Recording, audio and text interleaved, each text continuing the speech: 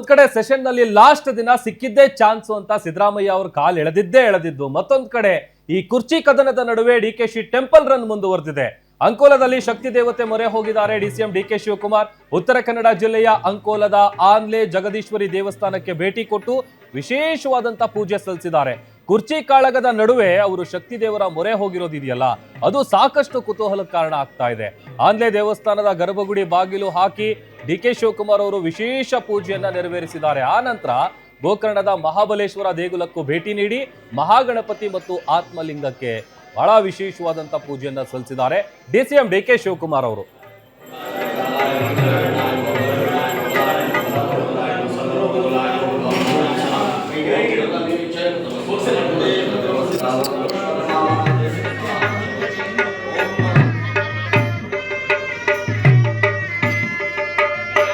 ಅಲ್ಲದೆ ಸುಮಾರು 5 ವರ್ಷದಿಂದ ನಾನು ಈ ಸ್ಥಳಕ್ಕೆ ಬಂದು ಈ ದೇವಿಯಲ್ಲಿ ನನಗೆ ಯಾವುದೋ ಒಂದು ನನ್ನ ಕುಟುಂಬದ ಕೆಲಸದ ಬಗ್ಗೆ ನಾನು ಪ್ರಾರ್ಥನೆ ಮಾಡಿದ್ದೆ.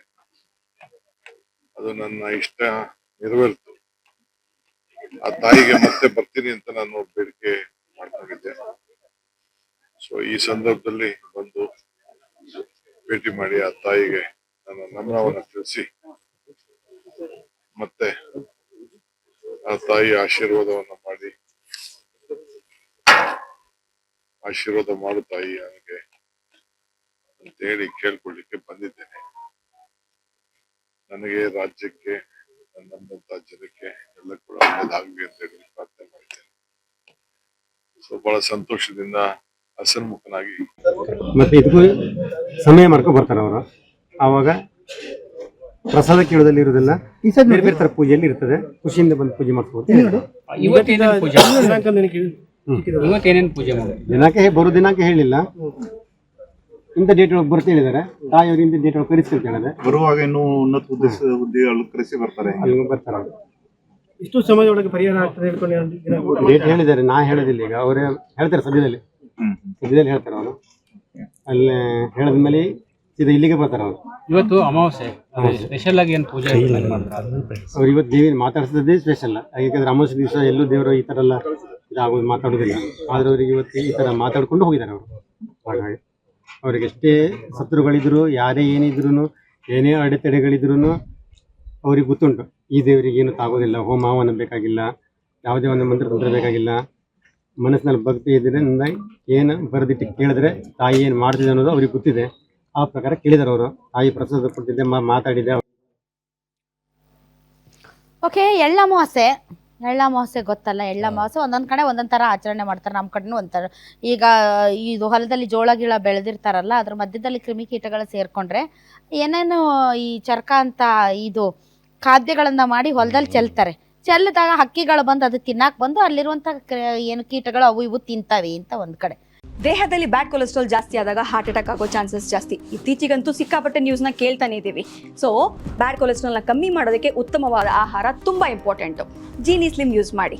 ಕರೆಕ್ಟ್, ಜೀನಿ ಸ್ಲಿಮ್ನಲ್ಲಿರುವಂತಹ ಎಷ್ಟೋ ಆಹಾರ ಧಾನ್ಯಗಳು ಕೊಲೆಸ್ಟ್ರಾಲ್ ಲೆವೆಲ್ನ ಕಮ್ಮಿ ಮಾಡೋದಕ್ಕೆ ಹೆಲ್ಪ್ಫುಲ್ ಆಗುತ್ತೆ. ಸೊ ಹೆಲ್ದಿಯಾಗಿರಿ, ಜೀನಿ ಸ್ಲಿಮ್ನ ಯೂಸ್ ಮಾಡಿ. ಇನ್ನೊಂದು ಕಡೆ ಇದು ಬೆಲ್ಲ ಮತ್ತು ಎಳ್ಳು ಚೆಲ್ತಾರೆ.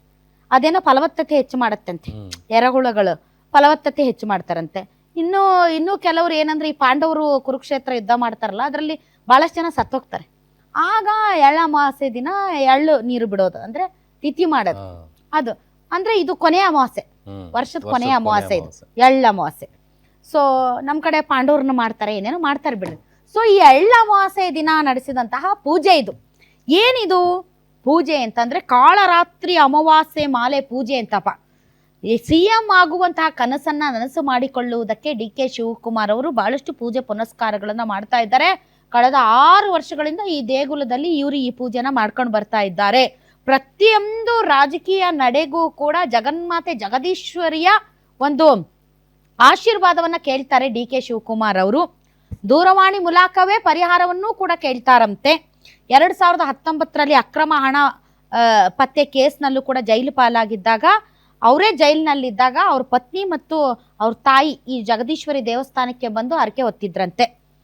ಸೊ ಪೂಜೆ ಸಲ್ಲಿಸಿ ಹಿಂಗಾರ ದರ್ಶನ ಪಡೆದು ಜಾಮೀನಿಗೆ ಪ್ರಾರ್ಥನೆ ಮಾಡಿದ್ರಂತೆ. ಆಗ ಸರಿಯಾಗಿ 9 9 ದಿನಕ್ಕೆ ಅವ್ರಿಗೆ ಜಾಮೀನು ಸಿಕ್ತಂತೆ ಆವಾಗ.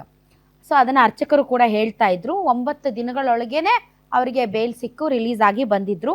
ಆಗ ದೇವಿಗೆ ಹರಕೆ ಅರ್ಪಿಸಿ ಸಂಕಷ್ಟಹರಣ ಮಾಲೆ ಪೂಜೆಯಲ್ಲಿ ಭಾಗಿಯಾಗಿದ್ರಂತೆ ಡಿ ಕೆ ಶಿವಕುಮಾರ್ ಅವರು. ಅಷ್ಟೇ ಅಲ್ಲ, ಇವತ್ತು ಅವರಿಗೆ 5 ಸರಿ ಬಲಗಡೆಯಿಂದಲೇ ಹೂ ಬಿತ್ತಂತೆ. ನಿಜಾನಾ ಮೇಡಮ್? ಆ? ನಿಜಾನಾ ಮೇಡಮ್? ಅಂತೆ ಅರ್ಚಕರು ಹೇಳಿದ್ದು. ಹ್ಮ್. ಬಲಗಡೆಯಿಂದ ಹೂ ಬಿತ್ತಂತೆ. ಅಲ್ಲೂ ಕೂಡ ಎಲ್ಲಿ ನಮ್ಮ ಹಾಸನಾಂಬೆ ದೇವಸ್ಥಾನದಲ್ಲಿ ಏನೋ ಹೂ ಬಿತ್ತಂತೆ ಅವ್ರಿಗೆ ಅವಾಗ. ಸೊ ನಮ್ಮಲ್ಲಿ ಅಂದ್ರೆ ಹಿಂದೂ ಸಂಪ್ರದಾಯದಲ್ಲಿ ಈ ಹೂ ಶುಭಾಶಯ. ಬೀಳೋದು ಇದೆಲ್ಲ ನಂಬ್ತಾರಪ್ಪ, ಜನ ನಂಬೋರು ನಂಬ್ತಾರೆ. ಅವ್ರ ನಂಬಿಕೆಗಳಿಗೆ ನಾವ್ಯಾಕೆ ತೊಂದರೆ ಮಾಡೋಣ ಅಲ್ವಾ? ಅವ್ರ ನಂಬಿಕೆ ಅವ್ರದ್ದು, ನೀವು ನಂಬ್ತಿರೋ ಬಿಡ್ತೀವ್ರ ನಿಮಗೆ ಬಿಟ್ಟಿದ್ದು. ಬಟ್ ನಂಬೋವ್ರಿಗೆ ಅದು ಒಂದು ನಂಬಿಕೆ. ಸೊ ಹೀಗಾಗಿ ಈ ಒಂದು ದೇವ್ರಿಗೆ ತುಂಬಾ ನಡ್ಕೊಳ್ತಾರಂತೆ. 1 ತಿಂಗಳಲ್ಲಿ ವಾಪಸ್ ಬರ್ತಾರೆ ಅಂತ ಹೇಳಿದ್ದಾರೆ. ಸೊ 1 ತಿಂಗಳಲ್ಲಿ ವಾಪಸ್ ಬರ್ಬೇಕಂದ್ರೆ ಇವತ್ತೆಷ್ಟು ಡೇಟು? 19 ಅಮಾವಾಸ್ಯೆ. ಸೊ 19 ಅಂದ್ರೆ ನೆಕ್ಸ್ಟ್ 19 ಅಂದ್ರೆ ಅದ್ರೊಳಗಡೆನೆ ಸಂಕ್ರಾಂತಿ ಬಂತು, ಹೌದಾ?